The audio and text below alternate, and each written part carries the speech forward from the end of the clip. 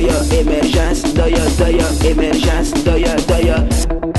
Je salue tout le monde, soyez le bienvenu au journal de l'émergence Abidjan.net. Je profite de l'occasion pour saluer mon ami Agoulou Anani Lachou Alikiao John et sa fille Keirat et sa femme Yasmine. Okay, je profite de l'occasion pour les saluer tous et profiter de l'occasion pour souhaiter bonne et heureuse année au doyen et l'ambassadeur Georges Wenger. Émergence,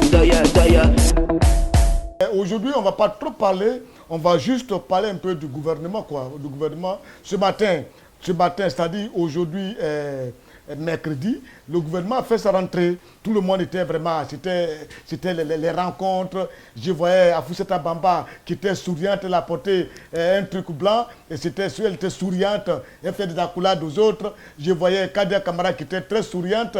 J'ai vu aussi le G6 Ibrahim Aboudraman qui était souriant, sans oublier Adjumani, tout le monde était souriant.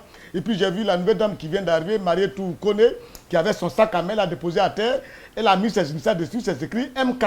MK, ça veut dire Marietou Kone, bon, elle a mis ses initiales dessus, ça dit, ça griffe quoi, ça griffe. C'est pour vous dire qu'ils ont fait leur rentrée aujourd'hui, c'est-à-dire l'entrée des classes, c'était beau, c'était bien, j'ai vu le chef de l'État, dès que l'annonce est arrivée, Kabla Dekan est allé l'accueillir à la porte, et ils sont rentrés, il a commencé à saluer tout le monde, et il est passé derrière, saluer Lamine Bakayoko. Félicitations, monsieur le président.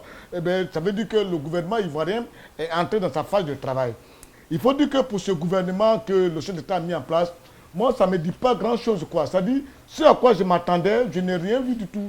Je pensais que l'homme Alassane Ouattara, que nous avons voté, et que son premier mandat était tenu de dire merci aux gens, a fait un gouvernement de remerciements. Et que maintenant, avec le deuxième mandat, il va faire vraiment, c'est-à-dire une cassure systématique, où il va faire vraiment, c'est-à-dire on allait voir un remaniement aux trois quarts.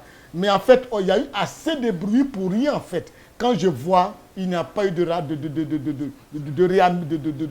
remaniement, c'est juste des réajustements, des déplacements, c'est tout. À part peut-être 4 personnes qui ont quitté le gouvernement, c'est-à-dire Cissé Ba Congo, Charles Dibi, et puis Babo Daré, et puis qui est sorti encore, ils sont, qui ça? Nyenema qui est sorti du gouvernement. Bon, le reste, ils sont tous là, on n'a fait que faire des petits déplacements. Des petits déplacements. Bon, peut-être, ça dit, ce que je peux reprocher, peut-être, c'est que Nyenema a eu peut-être une mauvaise gestion du dossier de Soro Guillaume, dont ça lui a coûté ce qu'il avait lui coûté, parce que la manière dont il a géré, ça n'a pas été bien. Même aussi Charles Dibi, parce que lorsqu'on t'envoie un courrier depuis la France pour adresser au ministre des Affaires étrangères, vous avez le droit d'informer le chef de l'État. Et c'est important. Donc, si Ouattara réagit, il a souvent sa raison de réagir, il a souvent ses raisons. Ça, c'est ça. Donc, moi, je ne peux pas dire à M. Ouattara pourquoi il a enlevé un tel ou il n'a pas enlevé un tel. Il a son droit, il travaille avec des gens qu'il veut.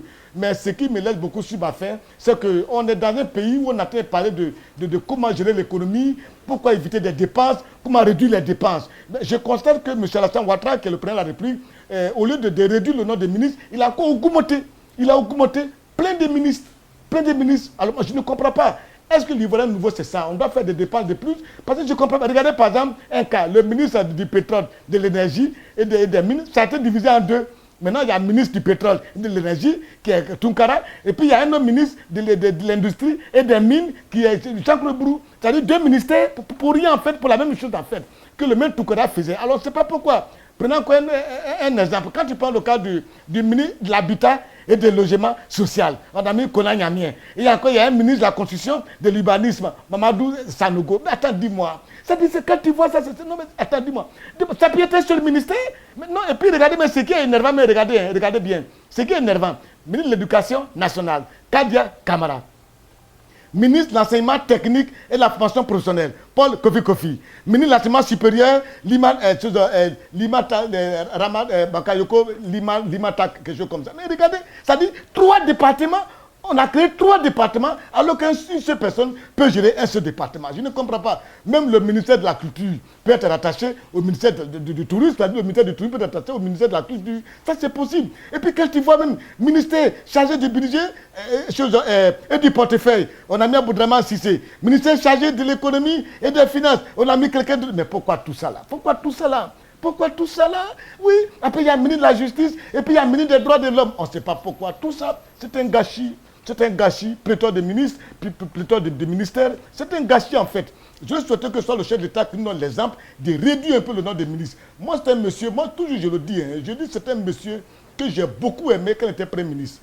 Et jusque-là, je n'ai rien dit parce que je me dis son premier mandat, c'était un mandat de remerciement. Mais ce qu'on a commencé maintenant, là, monsieur le Président, si on va continuer comme ça, ça va nous énerver. Moi, mais ça va m'énerver. Je vais commencer à devenir bizarre un peu sur vous. Oh, je n'ai pas envie d'être bizarre avec vous à cause des travaux que vous faites. Mais à cette allure, je dis de m'énerver un des 4 matins parce que si on continue comme ça, on espère que dans un an, vous allez revoir tous ces genres de choses-là.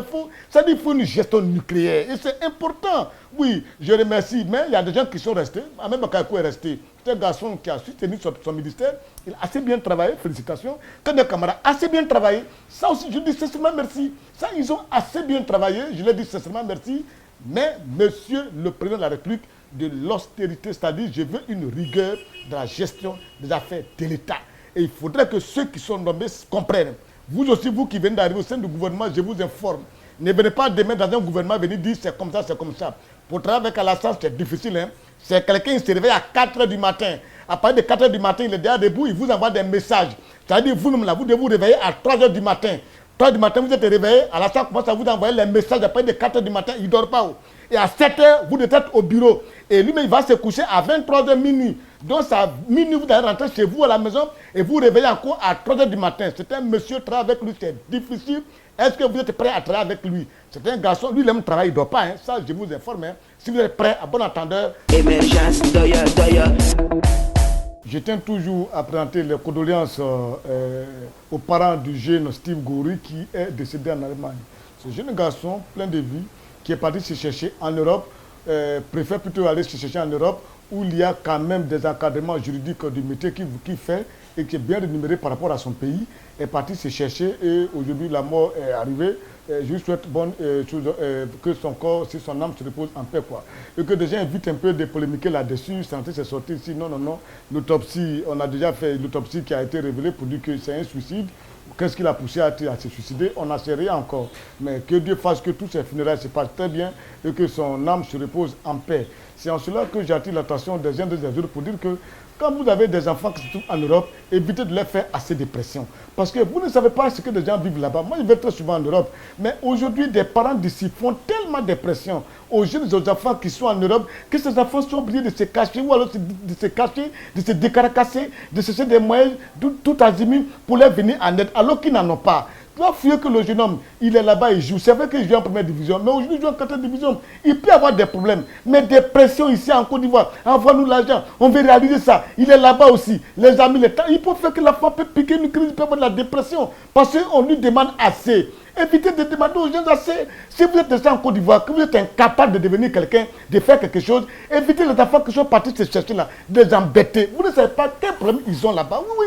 Ça dit que les enfants, ils ont assez de problèmes. Tu as passé qu'on les trouve pas. Ils ont pris, ils ne peuvent pas dormir. Des enfants que les magradelles, des avortons comme ça, des enfants libéraux comme ça, vous acharnez sur eux. L'argent. Ça fait que quand ils atteignent, ils vous fuient. Ils fuient tout le temps. C'est quoi ça? Laissez ces enfants, ils vont rester tranquilles. Émergence, doya. L'occasion pour dire aux gens, j'ai vu des gens qui parlent un peu ya.